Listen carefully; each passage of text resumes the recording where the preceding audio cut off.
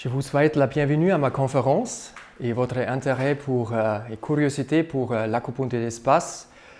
La conférence s'adresse avant tout aux thérapeutes qui ressentent des blocages et aussi des difficultés pour réussir améliorer la qualité des soins. Mais c'est aussi intéressant pour les thérapeutes qui ont déjà réussi. On peut toujours encore améliorer quelques détails. Et bien sûr, la présentation elle est aussi intéressante pour les patients, pour celles-ci qui aimeraient faire la prévention. Moi, je m'appelle Peter Mattes, je viens de Montreux et je pratique des disciplines taoïstes comme le Feng Shui, le Batse, le Yiking et l'alimentation taoïste, et certaines depuis plus que 10 ans. L'acupuncture d'espace, je pratique depuis maintenant environ une année. Et est-ce qu'aujourd'hui on a des thérapeutes dans cette petite groupe intime? Absolument. Des patients et des curieux, voilà, on a tout ici. Alors, nous, on est comme hommes, comme personnes, on n'est pas isolés de notre environnement. On se retrouve dans un environnement et on communique constamment avec notre environnement. Il y a un échange. Et cet échange, il se fait par une connexion entre notre monde intérieur et le monde extérieur. Et ces points de connexion, on peut les appeler, comme dans le taoïsme, des points tai chi. On peut les aussi appeler des chakras. En tout cas, avec ces points, on peut communiquer et absorber et émettre des énergies avec tout ce qui nous entoure. Les acupunctures, entre vous, ils savent très bien qu'avec ces points, on peut les stimuler pour réactiver les flux, si le flux intérieur il y a des blocages. Et ces points tai chi, on ne les retrouve pas que dans l'homme. Ces points tai chi, ces portails d'énergie, on les trouve sur tous les niveaux dans l'univers. Déjà, notre système solaire, elle a le soleil comme point tai chi principal. Et vous imaginez bien, si le soleil, il y a des blocages, on va les ressentir tout de suite sur la Terre. Mais vous avez aussi la Terre avec des points tai chi, parmi eux le pôle Nord, le pôle Sud et aussi le noyau de la Terre. Vous retrouvez dans chaque pays, vous trouvez des points tai chi. En Suisse, par exemple, c'est vers le massif des Eiger Mönch et Jungfrau, vers Interlaken, mais ce n'est pas le seul. Vous retrouvez des points tai chi, aussi des points chakras dans chaque ville, comme ici par exemple à Genève, vous avez à la sortie du lac vers la Rhône, l'île Rousseau qui est aussi un point tai chi, un chakra. Mais ces points tai chi, ces lieux entre deux dimensions différentes, on les trouve aussi dans nos habitats, dans nos maisons, dans nos appartements, dans les immeubles, dans les bureaux et aussi dans nos cabinets des thérapeutes. Et à quelle façon ces points tai chi ils interagissent entre eux? Ce n'est pas par hasard, il y a une certaine logique derrière. Et en général, c'est les points tai chi les plus petits qui vont s'aligner, qui vont s'accorder avec les points tai chi supérieurs. Et aligner, ça veut dire qu'il va rentrer en fréquence avec l'information qu'il va recevoir du point tai chi supérieur. Alors l'homme qui va plutôt recevoir l'information de la maison, et la maison avec ses points tai chi, il va recevoir l'information, les fréquences de la Terre. Pour mieux vous faire comprendre qu'est-ce qui se passe pendant cette transformation et ces fréquences, j'aimerais vous parler du principe de la résonance de la musique. Comme vous avez ici dans cette salle une guitare à gauche, une guitare à droite, et sur la première guitare, vous allez faire jouer une corde. L'autre guitare, elle va commencer à vibrer avec la même corde. C'est le principe de résonance. Ils vont communiquer parce qu'ils sont sur la même fréquence. Et on retrouve ça partout sur la planète. Tout est en communication, en échange constant. Et selon la fréquence que les objets, les personnes, ils vont capter la fréquence sur laquelle ils sont alignés. Et imaginez-vous que vous êtes dans une journée comme aujourd'hui, avec un grand soleil, vous vous promenez dans les lavaux, les lacs Léman, avec les montagnes, le soleil, vous allez avoir un certain ressenti. Et ce n'est pas le même ressenti que vous avez si vous vous promenez le même jour au centre-ville de Genève. Et c'est quoi la différence? Vous avez capté une information par votre point tai chi, par l'environnement qui a agi sur vous.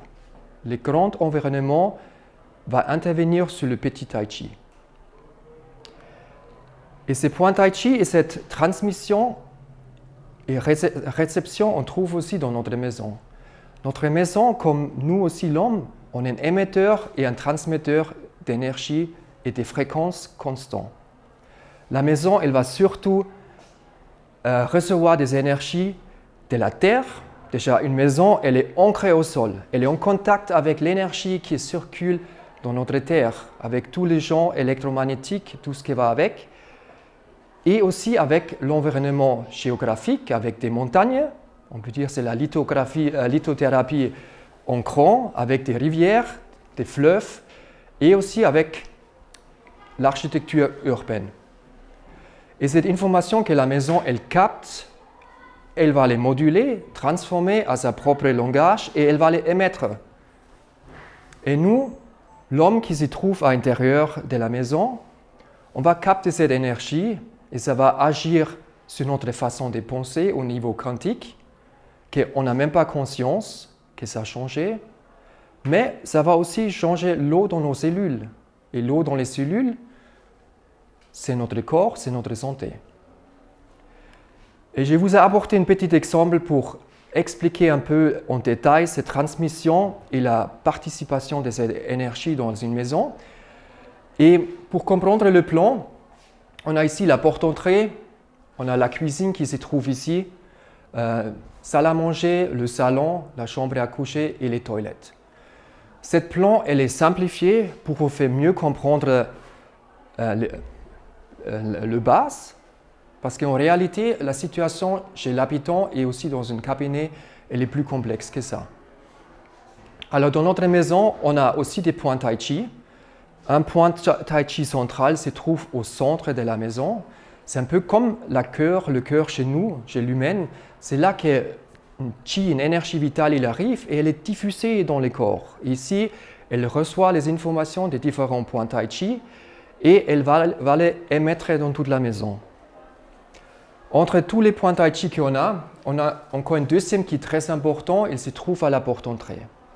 Et ces points tai chi qui communiquent entre le monde extérieur et intérieur, il va déterminer la qualité de la fréquence qu'on va capter. Imaginez la bouche qui fait aussi, c'est comme la bouche d'une humaine.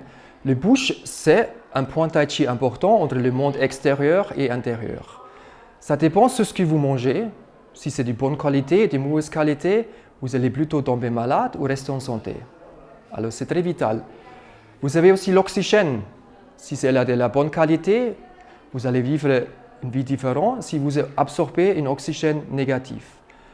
Et le troisième facteur vital chez l'homme, c'est la communication. Mais quel mot vous allez prononcer va attirer votre communauté, les interactions avec les humains.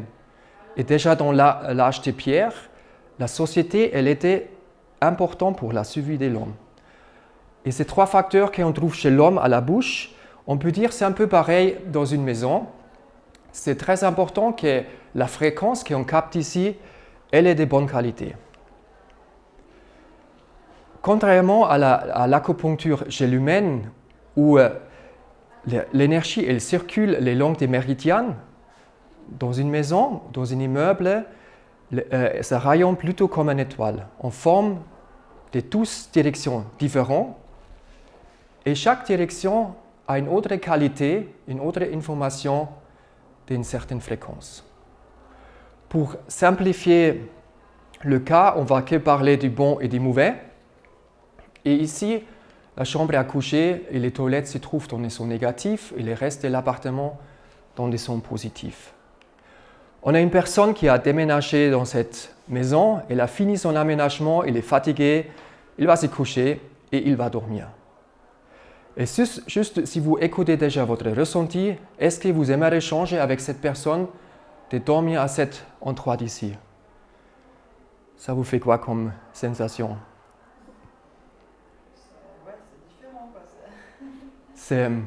On cherche plutôt des sons positifs que négatifs. Il y a quand même une question, qu'est-ce qui fait que c'est négatif dans cette zone? C'est la distribution des énergies qui est amenée par la maison. Et on peut... Ça ne dépend pas des habitants, c'est C'est préalable, exactement. Ça Alors, peut être un trou, un caillou, enfin, je veux dire, je sais pas, une caverne dessous. c'est différent. C'est des énergies que la maison elle a captées par son environnement et à sa façon, elle va les diffuser. On peut dire que c'est à la maison, c'est l'identité de la maison, son caractère. Et chaque maison est différent un peu. Est-ce que ça peut avoir à voir avec, par exemple, quelqu'un qui, je sais pas, qui s'est suicidé dans cette zone? Ça peut être aussi un résultat de ça, exactement, tout à fait. Pour vous faire mieux comprendre cette énergie qui est quand même invisible, qui aussi, elle est dans cette chambre-là, dans cette salle, mais on ne les voit pas, j'aimerais faire un petit tour avec des fréquences que vous connaissez déjà et certaines que vous connaissez peut-être pas. Je pense que tout le monde a déjà vécu ou connaît une de ces fréquences ici qui sont reconnues scientifiquement parce qu'on peut le mesurer, on peut le voir, le résultat, on peut l'entendre et on peut le ressentir. Si vous avez déjà eu un soin avec des bols tibétanes, vous ne voyez rien, mais ça vous fait quelque chose dans le corps. Alors, il y a des fréquences non visibles, mais acceptées par notre société. Et il y a d'autres fréquences non visibles et encore mal acceptées dans notre société. Comme par exemple les champs électromagnétiques des antennes Wi-Fi, 4G, 5G, les éoliens. Et jusqu'à maintenant, par la science, on ne peut pas vraiment les mesurer, qu'ils sont néfastes. Alors c'est comme, ils n'existent pas ou ils sont ni bons ni mauvais. Je ne sais pas si vous êtes sensible ou si vous avez des patients qui sont sensibles à ces énergies-là. Ouais. Alors il y a quand même des gens qui les expriment, cette énergie invisible, en travers des symptômes.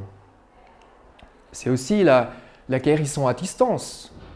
Moi j'ai eu plusieurs et on sent il y a quelque chose qui se passe, mais on ne peut pas les mesurer, on ne peut pas les voir. Et si on va encore plus loin, je pense que personne d'entre vous il aimerait manger la nourriture génétiquement transformée. Mais est-ce que vous avez conscience qu'à tous les moments, notre environnement il influence notre ADN? En tout cas, il essaye. Et ça, c'est la science de la épigénétique. Épigénétique, c'est une science reconnue avec des études qui étaient faites qui prouvent que notre ADN, elle n'est pas fichée, elle n'est pas fixe toute notre vie, elle va changer selon les influences environnementales. Jusqu'à aujourd'hui, on accepte plutôt ce que c'est l'alimentation, c'est la pollution qui nous entoure et aussi c'est les émotions comme le stress et la dépression qui peuvent influencer la dépression, la ADN. Mais on ne se rend pas compte que notre maison, elle agit aussi avec cette fréquence invisible, même jusqu'à notre ADN. Et entre-temps, notre personne qui a dormi dans un lieu avec une énergie négative, environ 8 heures par jour pendant 3 mois, il a développé quelques symptômes parce que son corps, avec son petit tai chi, il cherche de s'aligner avec l'information du tai chi plus grande. Il va s'aligner avec l'énergie de la maison, avec une énergie négative dans ce cas, et il va l'exprimer. Et finalement, la personne, il tombe malade, il devient une patiente, et il doit aller chez un thérapeute. Et les thérapeutes, si ce n'est pas un thérapeute volant qui se déplace chez les gens pour les soigner, il va avoir son cabinet de thérapeute où il va exercer son métier. Et là, une petite explication pour comprendre. On rentre ici à la porte d'entrée, on a l'accueil, on a la salle d'attente, on a les salles de bain et on a les salles d'examen. Et cette plan aussi, elle est simplifiée pour vous faire comprendre l'agitation, les réactions des bases avec ces énergies invisibles, mais en réalité, la situation est plus complexe que je l'ai montré ici. On a aussi un point tai chi au centre qui va diffuser l'énergie dans tout l'espace. On a un deuxième point tai chi important à la porte d'entrée et on a encore d'autres. L'énergie, pareil comme avec l'appartement, la maison qu'on a vue avant, elle va rayonner ces informations dans 12 phases différentes et chaque phase a une influence différente, une différente fréquence. Pour simplifier l'exemple, on va parler du bon et des mauvais. Et les salles de bain et les tablettes d'examen, elles se trouvent dans les zones négatives. Et à la base, on ne peut pas dire qu'il y a des bons et des mauvaises. On peut soit les deux, c'est le yin et le yang. Dans notre corps, on a des organes, on a des systèmes qui nous apportent la vitalité, mais si importants sont aussi les organes et les systèmes qui évacuent, qui enlèvent les déchets, comme les reins, la foie, notre côlon. Alors, c'est juste comment on est placé, comment on va utiliser ces sons qui vont déterminer si c'est bon et mauvais. Mais on peut soit les deux. On a un thérapeute qui travaille dans cet espace et notre patient, il a pris rendez-vous. Ils vont faire un entretien préliminaire pour déterminer combien de séances il faut faire. Ils ont décidé de partir sur 10 séances et ça devrait aider pour aider cette patient-là. La thérapeute, elle va commencer son traitement. Et là aussi, si je demande votre intuition, votre ressenti, est-ce que vous pensez que c'est un bon endroit pour faire un soin? On pouvait trouver mieux. Ça ne va pas forcément comme avant chez les patients amener une maladie parce qu'on a des influences négatives de différents niveaux, mais ça peut ralentir le soin. Pour mieux comprendre, je vais faire un exemple avec un bateau. Imaginez, vous voulez naviguer depuis Lausanne à Genève et vous avez les vents qui vous soufflent depuis Genève en face tous les longs. Ça vous prend beaucoup de temps parce que vous ne pouvez pas aller directement, il faut faire du zigzag. Ça prend beaucoup d'efforts et en plus, il faut être un navigateur expérimenté pour y arriver. Et pour certains navigateurs, c'est un challenge, ils vont adorer de faire ça. Mais est-ce que c'est aussi ce qu'on recherche dans un soin? Ça, c'est après, c'est individuel. Alors moi, je préfère qu'on a le vent arrière, qu'on est soutenu avec le soin. Alors on peut dire que le soin que notre thérapeute elle apporte avec toutes ses connaissances, tout son potentiel, il n'est pas soutenu, il est affaibli. Et ça peut faire que le soin, il y a des complications et que finalement, ça prend pas 10 séances, ça prend 15 séances qu'elle est guérie, mais elle va les quand même guérir. Notre patient, il va rentrer chez lui, rechercher avec un système immunitaire holistique bien recherché, il est en forme et il va de nouveau se coucher chez lui.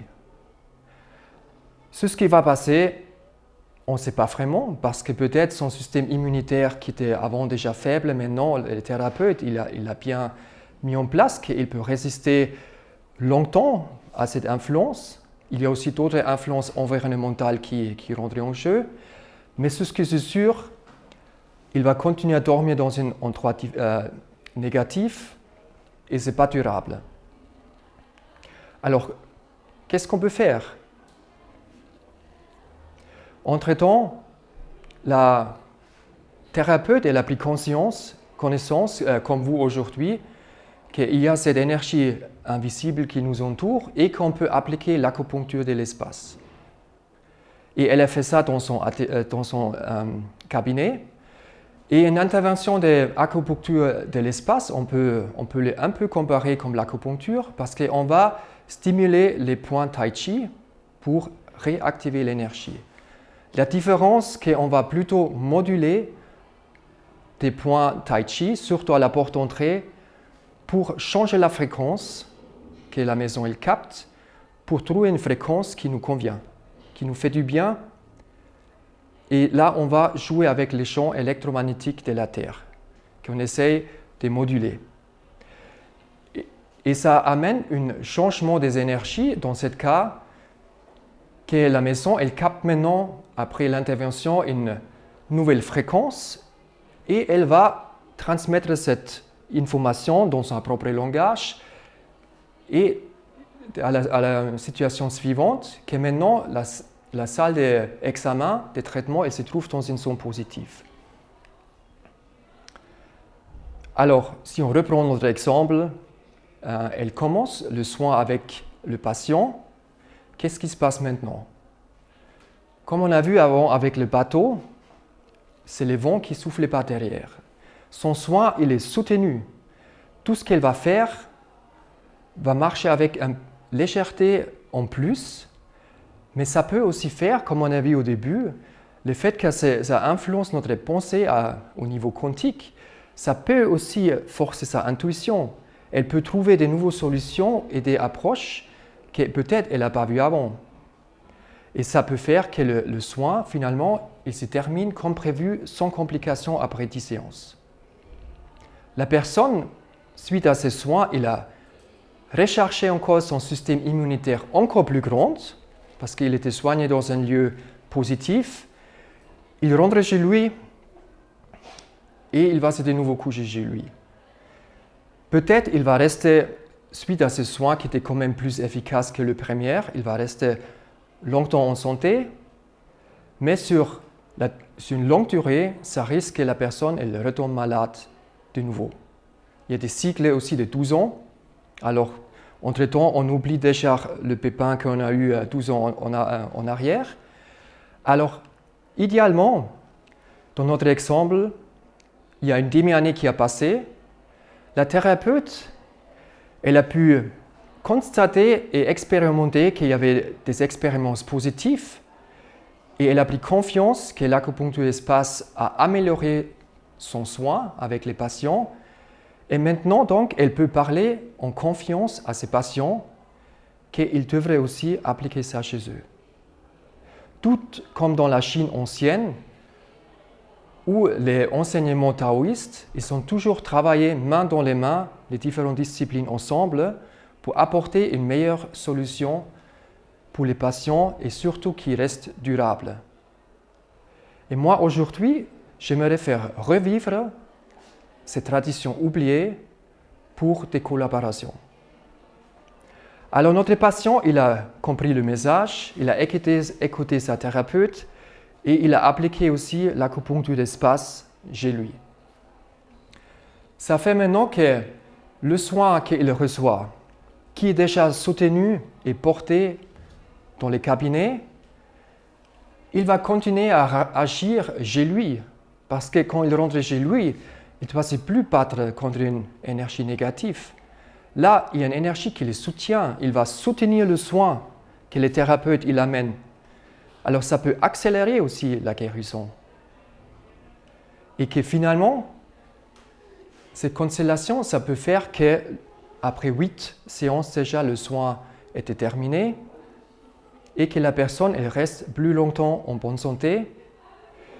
Et la même chose, le fait que ça agisse sur notre pensée au niveau quantique, ça change sa conscience. Et peut-être maintenant, il arrive aussi mieux d'appliquer les conseils de la thérapeute. Qu'avant, il n'était pas sur l'écoute, il n'avait pas le temps, il ne comprenait pas les conseils du thérapeute qu'il devrait appliquer pour rester en santé. Et là, tout d'un coup, il est ouvert, il y a une accessibilité qui s'est ouverte pour continuer de faire la prévention. Et mon message que je souhaite partager avec vous aujourd'hui, c'est chercher la collaboration, car ça améliorerait les résultats des soins. Et c'est aussi aux patients qu'ils prennent conscience qu'on besoin travailler beaucoup plus holistique ensemble pour son bien. Et c'est rôle, c'est à nous, les thérapeutes, les conseillers, les coachs, de transmettre ces informations aux patients qu'ils comprennent. Parce qu'ensemble, on peut augmenter notre conscience, notre connaissance et notre capacité de l'aider. Et c'est quand même ce qu'on cherche avec les patients. Voilà, j'arrive au bout de ma conférence. Je vous remercie pour votre intérêt. Et si vous voulez encore continuer à échanger plus tard la discussion, c'est mes deux projets que je tiens, Tao Horizon et Pedro the Creator. Vous pouvez photographier les cartes visite ou scanner les QR codes. Et si vous avez encore des questions, maintenant on peut passer aux questions. En tout cas, merci.